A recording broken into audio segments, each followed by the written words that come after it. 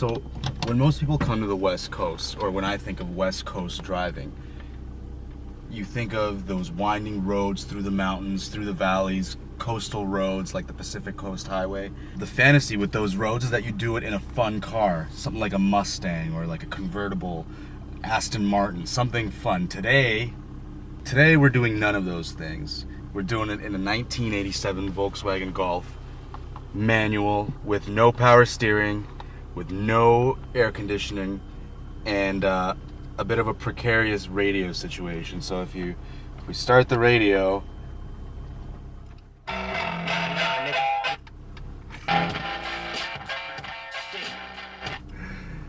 so in order to keep the radio going, I have to hold the button. No radio? Radio. Needless to say, this is an old car and not everything works, but it drives great, and we're gonna make it from Abbotsford, British Columbia, all the way to Squamish by the end of the day.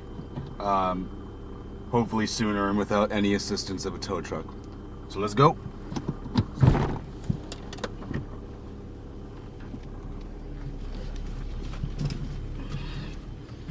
But before we get this car on the Sea to Sky Highway on our way to Squamish, we gotta make one quick stop.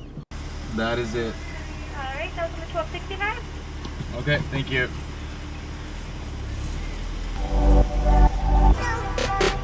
All things considered, this car's in good shape. It's a 1986 Golf, and Golf is always a fun car to drive.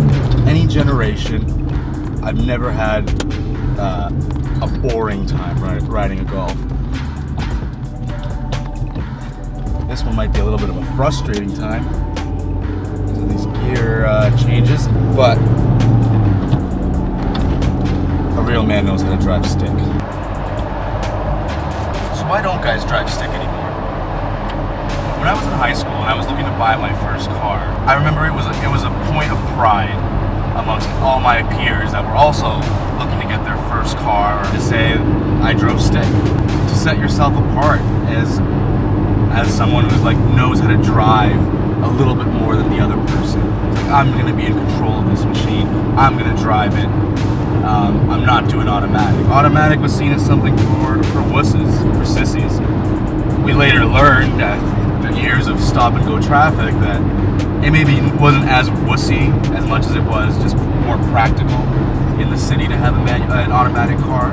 Now, as we become further and further disconnected from this road, we lose something. We lose knowledge of the road itself. And with every technological improvement, we rely less and less on our own brain and put ourselves up at the mercy of Google Maps. Okay, so I don't know if it was like this always with the 86 Golf, but oftentimes when you're starting from a stop, you're trying to make sure you go into first gear, but you'll accidentally slip into reverse, which is annoying. And dangerous. So we took a break from the road to take a stroll through Vancouver's gas town. And that's when we saw a sign. We'd barely finished our coffee when the old steam clock reminded us that it was time to hit the road.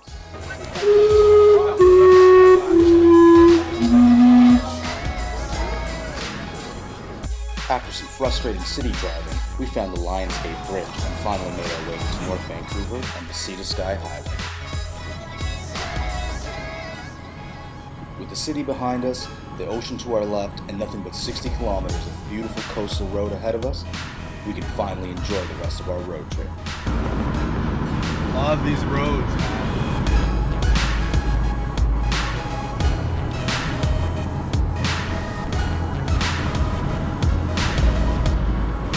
Shortly after making it to Squamish and heading to meet up with the rest of my party, this happened.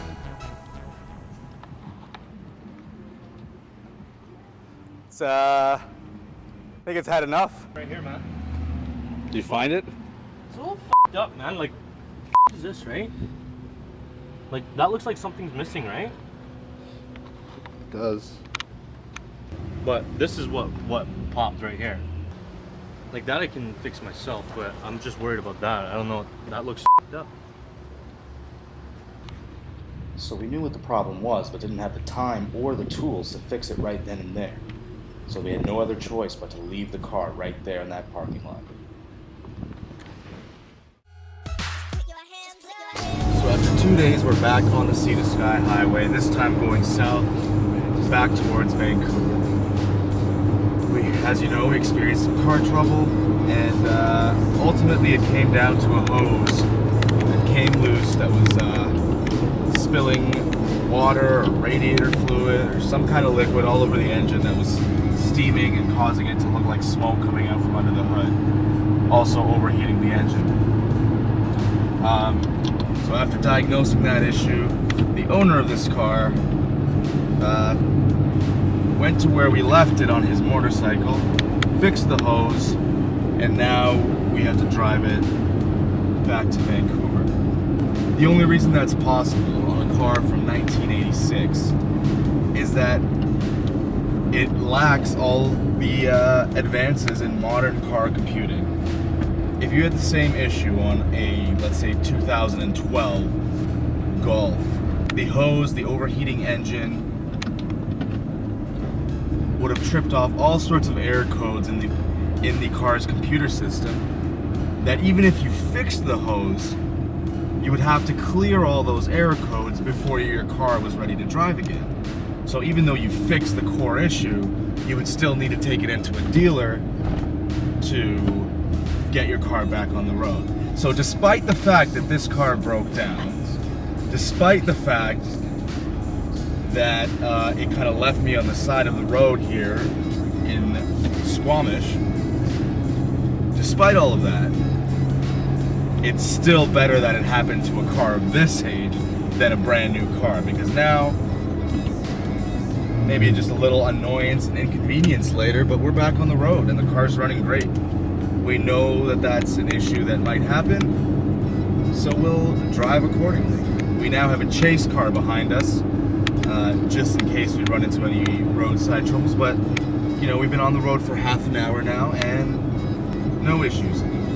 The sun is setting to our right, which would be the west, just behind this little mountain range in the, what I think is Horseshoe Bay, on our way back to Vancouver. It's a beautiful day. The road is amazing.